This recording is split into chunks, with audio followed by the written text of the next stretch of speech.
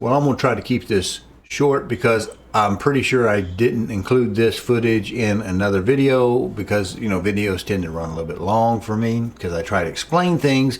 If you know it, it doesn't hurt to listen, and you always have the ability to turn it off, so it's not a big deal for me. It's like a parachute. I'd rather have it, not need it, than need it, not have it. So I typically try to hit my little approach a little more verbal, a little more explanation than, you know, a lot of these guys do. So I had to tweak from the initial build as I was just plugging things in, and you know, we preset everything into general areas. We found out some stuff that was very specific to, like, the water pump outputs. My fans came on, they were really running pretty high, and I thought, well, this is kind of unusual. Board wasn't hot, CPU wasn't hot, whatever. But anyway, we took it off of the water pump controls to put them on other controls so that we can accomplish something that we planned for. Let's roll that beautiful beam footage. Well, we're going to hit this part again because, quite honestly, we shot this, but our videos tend to be a little bit long, so we often trim stuff out. This happens to be one on tuning, a little quick tuning as we learn some things. Now we're in the BIOS, as you can see right here. We're going to go down here to this bottom where it says Fantastic Tuning. It's going to bring up our screen. Now, let's go back over to what we found out as we went into this. Well, down here at the bottom, we had to move some things around because what we ended up finding was we just used some of these ports, and the pump ports. I don't know if I can get in there without causing a shadow, but as we look right there on the board, we see that we had, where we initially put it was on the AIO pump, and what we found was AIO pump is pretty well much running full, I guess it is. I don't know that it does that, but the default mode was running very high, and we looked at it, and that led us to a discovery that we'll talk about. And up top, when we dealt with the temperature sensors, we had them kind of misaligned. Now, I don't know, some of you may not approve of the color coding of the harnesses when we bring them together, but I like it, and it's my machine, so I do it my way. And we get down again, just a reminder, the blue band is the water pump side. It's on the cooler, the vertical cooler, that whatever it is, 3, 4, 140s at by 60 deep.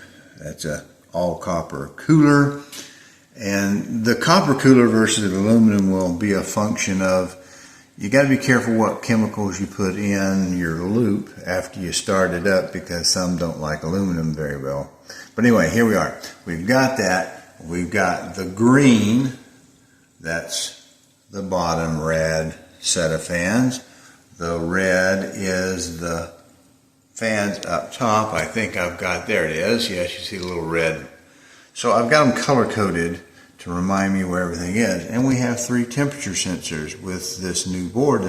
They seem to be new to me. They may not be new to you, but they're new to me, having a main board with temperature sensors, and temperature sensors we can do something with. Well, if we can get up there enough to see, and I don't know we can without getting out the diagram, there's a water pump there, and of course I put the fans, the green fans, for that because it's for the bottom radiator. Well, it has the same problem. It runs the fan a little bit too much. But I was able to then match up chassis fans right there. See what chassis fans, I guess, number 1, and that goes with that green sensor that's on the temperature sensor 1. The red is on temperature sensor 3, and of course, I don't know if we can see it, but that's also on chassis fans 3. So we've got chassis fans 3 with sensor 3. We have number 2 goes down here to this CPU fans 2. It's just a little easier for me to manage in my head. Now, I apologize for the shaky camera. It's being held. Now, here's what I found. CPU fans number 1, you see what our options are. There, it's a profile. If I go to CPU fans 2, which would be the blue, click that, you see I have a curve with it. But I also, on CPU fan 2, I have the ability to attach it to one of the sensors. So I used the 2. Chassis fan, CPU 2 goes to temperature sensor 2, the blue one. Now I found out that when we get down to chassis fan 1, let's get over there. See, that one is also one of those that I can associate with a temperature sensor. So I use temperature sensor 1, just plugging them off and on the main board to get the correlation that I wanted, so it's easy to remember because I'm old. And I have other things I have to remember, like when to take my nap, that sort of thing. And what bacon is better than the other bacon, and who has sales. Yes, we live our life gloriously. What we also have, we could do it with chassis fan number 2. It will take a temperature sensor as well. The problem is I only have 3 of them. So I used number 3 just for kicks and giggles so that I would be able to keep sensor 3 with chassis fan 3 and chassis fan 1 with sensor 1.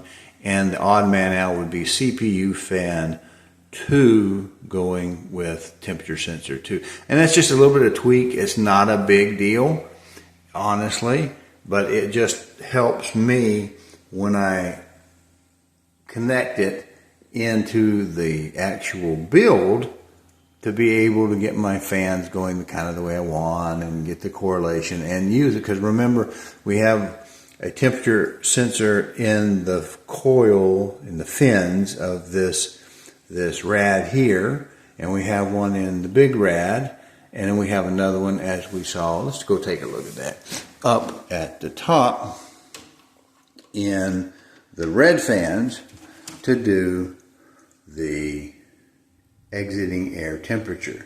See it right there? There it is. It's cute, isn't it? Yes.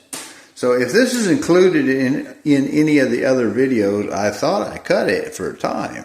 So we're going to make sure we have it in there, because it just shows you no matter how much research you do on a build, you will find little subtleties that you didn't really pick up on, or maybe not written very well into the manual that would tell you that, hey, you can't associate every temperature probe with every controllable output does not necessarily associate with a temperature probe. Let me say it that way. If you like this content, please go to calldelltosell.com, find the tab that says on YouTube, click it, and it'll open up a page of QR codes. There you can use a smartphone to scan and get to the YouTube page, or you can just mouse over and click it on a PC. There you'll be able to subscribe to this little button over here and click the notification bell so that YouTube will notify you. Thank you. With, every controllable output does not necessarily associate with a temperature probe. Let me say it that way. Well, let's start off with a gripe that I noticed before. Look, if we're going to build a case that can be reverse built, left to right, upside down, however you want to look at it, fix your buttons so they don't look like everything is upside down. Not that you're not going to see the motherboard inside being upside down, but you could do better. You could double print so that no matter which way, to the right or the left, you've got an M and a C. One for the right side out, one for left side out. Right? Your power button is in a terrible location for reverse build. I have had several unsafe shutdowns already because, well, if it was a normal build, it would be way up here at the top, right? Well, when it's down here at the bottom, if you have to move the chassis around, your hand hits it right there at that button and it shuts the unit down. As always, appreciate you watching more than you know. And like some of these channels say, if you want to contribute, buy me a coffee, do a donation. Remember, we actually sell coffee as a sideline. We don't sell a lot of it because we have a 2.5 kilo roaster. It's a small one, but it is a business. You get a nice, beautiful little package, professional package, professionally done. We do have sales going on all the time. Check out the coffee store, maybe buy clothing or something like that. Clothing is custom made just for you. So, you know, we don't, we'll have to do the shipping twice, or we'll hold the order when we get it made, get you something made up, because it's literally made just for you. And I have, of course, if you'll check the website out, lots of colors that other people normally don't. So if you happen to like something other than just black, I do black. As you see my rig, you know black is fine, black is beautiful, but not everybody wants a black piece of clothing all the time. So anyway, check the coffee out if you will. Make a purchase if you want. And I don't ship to the left coast because of some logistic issues, but other than that, wherever you are, pretty well much, I'll try to get to you. If you don't, it just won't let you order it. All right, appreciate you. See ya.